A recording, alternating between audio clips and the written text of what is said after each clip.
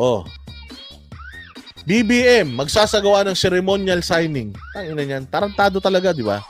Kailangan pa ng seremonyas. Pipirmahan lang yung 2025. Kailangan talaga nila ng seremonyas eh. Kailangan talagang nilang gawing malaki. Parang New Year, may fireworks. Kailangan pa nila ng red carpet. Kailangan pa nila ng may mga banda at mga ano siguro, may mga banda at may mga majorette. Oh, may mga majorette. Talagang sasalubungin sila ng pampunebre na mga banda. Pipirmahan itong budget sa December 30. Kunyari mga bossing kunyari hindi siya pipirma. Kunyari pinag-aaralan niya. Pero pustahan tayo. Pustahan tayo. Mapipirmahan yan. Sila eh. Sila nagplano niyan. Sila mga bossing ang nagplano nitong kahayupan sa bayan natin eh. Eto na ang pinaka-corrupt, sabi nga nung mga kahit nga mga political analyst at saka mga mga tawag dito, mga analyst na pabor sa gobyerno noong nakaraan eh. Ito na ang pinaka-corrupt na budget sa tanang buhay ng Republika ng Pilipinas. Sabi nga ni Don Romeo, may countdown yung budget, yung signing ng budget. Kunyari, may inaaral niya. Meron siyang picture na lumabas eh. Kunyari, nagbabasa si tanga. Kunyari, inaaral niya. Pero wag ka. Diretso pa rin yan. Tuloy pa rin yan. Dinagdagan nila yung DPWH ng daan-daang bilyon. Tapos binawasan nila yung education sector. Binawasan nila yung PhilHealth. Binawasan nila yung Military Uniformed Personnel, MUP. Binawasan nila yung AFP. Aside from MUP, binawasan din nila yung AFP. Lahat mga bossing, ang budget ng Congress tumaas. Ang budget ng Senate tumaas. Ang budget ng Office of the President tumaas. Ang budget ng OVP bumaba. Budget ng CHED bumaba. PhilHealth zero. AFP bumaba. O ano pa? Ang mga nasira, mga bossing. So kunyari lang to, pinag-aaralan kunyari. Pero kung titingnan ninyo, wala to. O it's a done deal already. Kasapakat sila dyan. Sila ang magkakasama dyan sa pagpaplano ng budget na yan. Kunyari lang, nag-aano yung mga, kunyari hindi lang pipirmahan, inaaral pa, pero putang ina, babawasan lang siguro nila yan, konti. Baka ang i-veto niya dyan, yung mga walang kwenta pang insertions dyan. Di ba? Nako, maniwala kayo. Nagpirmahan na yan, umpisa pa lang ano na yan? Sabi ko nga sa inyo, hindi pa man napipirmahan yung budget ng 2025. 2024 pa lang, nagastos na nila yung pera para sa 2025. O nasan na yung Maharlika Investment Fund? Ang yabang-yabang netong kupal na to. Pinagkukuha niya yung pera ng GSIS, SSS. Nasaan na yung nangyari sa Maharlika Investment Fund? Wala. Hanggang ngayon, hindi nila masagot. Ano na nangyari?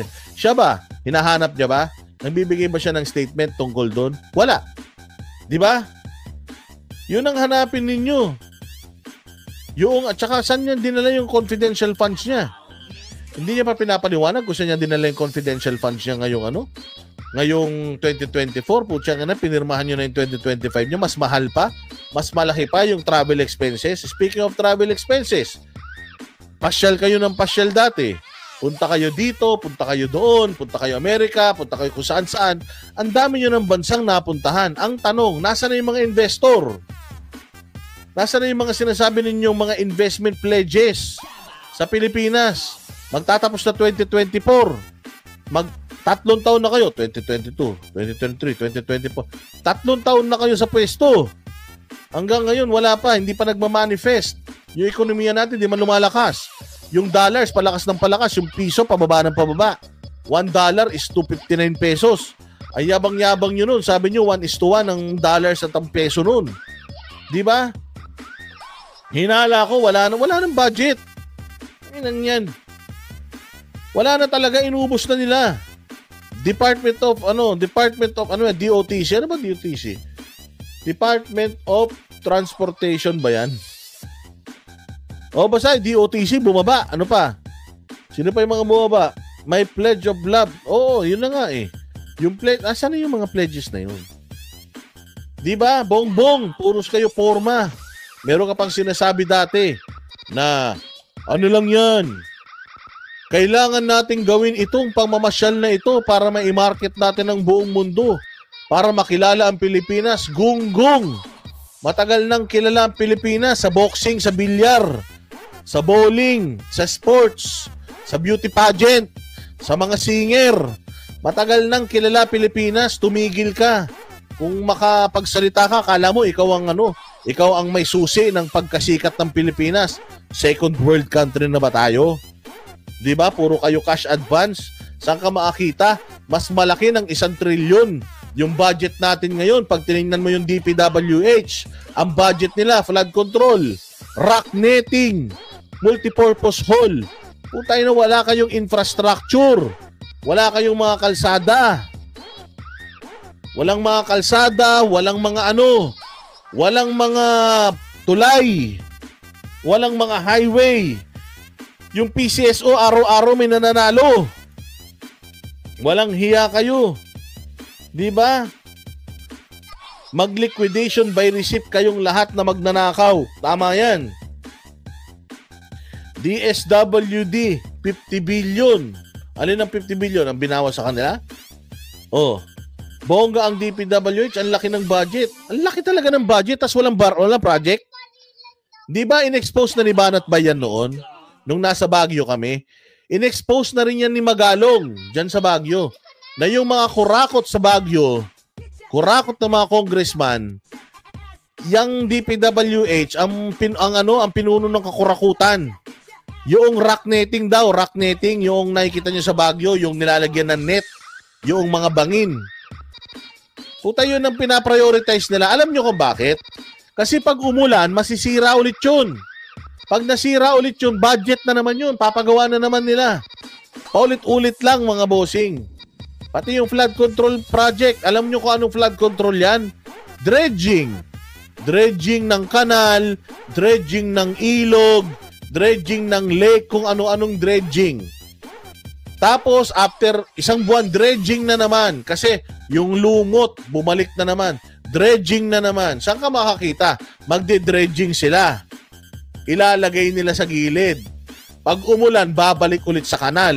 Putangin na niyan. Diniloko lang tayo, di ba? Kalokohan talaga yung mga flood control project na yan eh. Yan ang source of corruption. O, kaya kita nyo, lahat sila puro pa-concert. O, yung isang party list representative dyan sa may Bicol, nagpa-concert din. Umarkila pa ng mahal na singer. O, hindi ba? O, 50 billion ang binawa sa DSWD budget. Ang ina naman, kahit bawasan mo ng budget yung DSWD, meron naman sila mga AKAP, AX, kung ano-ano pang programa, pang vote buying nila eh. O, di ba? 4-piece. 50 billion ang binawas, nilagay sa ayuda. O, walang budget sa right of way. Kaya walang infrastructure. Tapos ang laki ng budget sa DPWH. Ang ina niyan. Noong panahon ni PRD, yung Skyway Stage 3, natapos ni Pinoy 13% lang. Pag upo ni PRRD, wala pang 3 taon, tapos na yung proyekto. Bakit? Lahat ng right of way issues, inano niya, binangga niya, lahat inano niya, minadali niya. O ayan, may Skyway na, di ba? Style nyo bulok, wala lang kayong mga political will. Kaya ganyan ang mga pinaggagawa nyo, mga hinayupa kayo. So, kayo, sa tingin ba ninyo, mapipirmahan ito nang walang magbabago? Pustahan tayo. Oh.